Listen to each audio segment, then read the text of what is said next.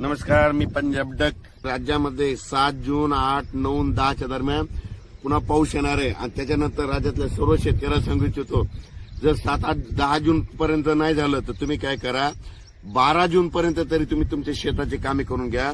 कारण की राज्यामध्ये 13 जून ते 18 जून राज्यात मुसळधार पाऊस पडणार आहे. ठिकठिकाणी वडी नाणे वाहतील असा पाऊस पडणार आहे. म्हणून हा अंदाज लक्षात घ्यायचा.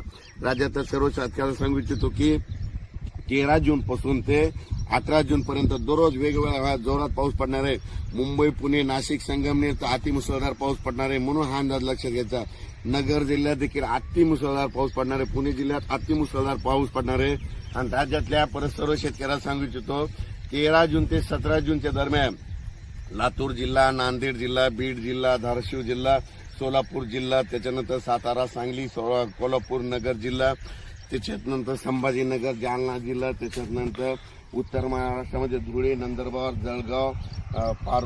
जळगाव, पारगोळा, तसेच बुलढाणा जिल्हा, बुलढाणा, अकोला, अमरावती, वर्धा, नागपूर, भंडारा, गोंदिया, चंद्रपूर, यवतमाळ, हिंगोली, वाशिम, यवतमाळ यामध्ये सांगायचं झालं सर्व जिल्ह्यात 13 जून पासून ते 18 जून पर्यंत खूप पाऊस पडणार आहे. तुम्ही काय करा, शेतीचे कामे करून घ्या.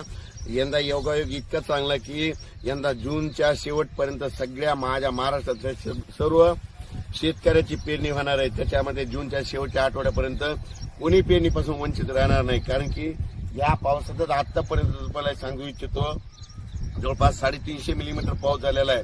आणि याच्यानंतर 7, 8 जूनला देखील भाग बदलत पाऊस पडणार आहे. त्याच्यानंतर 13 ते 17 देखील खूप पाऊस पडणार आहे.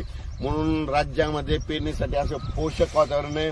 जमिनीमध्ये पीक खूप ओलं आहे, पेरलं तरी उगवू शकतं. म्हणून हे सर्व शेतकऱ्यांनी पेरताना स्वतःचा निर्णय घ्या. पेरायचं तर पेरू शकता. निर्णय घेत असताना शेतकऱ्याला कळतं पेरायचं की नाही. इतकी ओल असली तर कधी पेरलं तर उगवतं. म्हणून हे शेतकऱ्याला सगळ्याला माहीत असतं. म्हणून शेतकऱ्यांनी स्वतःचा निर्णय घ्या. पण राज्यात सांगू इच्छितो, आता म्हणजे हे 2 जून ते 6 जून पर्यंत काल बरंच मला शेतकऱ्याचे फोन आले की सर पाऊस सुरू झाला. तर तुम्हाला एक सांगू इच्छितो, पाऊस एकदम बंद होणार नाही. ज्यावेळेस खंड पडतो त्यावेळेस एकदम महाराष्ट्रात कुठंच असा पाऊस पडलेला दिसत नाही. म्हणजे सांगायचं झालं तर हे खंड पडलेला नाही, काही नाही. स्थान म्हणजे काय होणार आहे तुम्हाला सांगतो, आज देखील तुम्ही पाहू शकता. म्हणजे धाराशिव, सोलापूर या जिल्ह्यात देखील आज बऱ्याच ठिकाणी तुरळक अशा 10-10 मिनिटाच्या 15 मिनिटाच्या सरी येत राहणार आहे.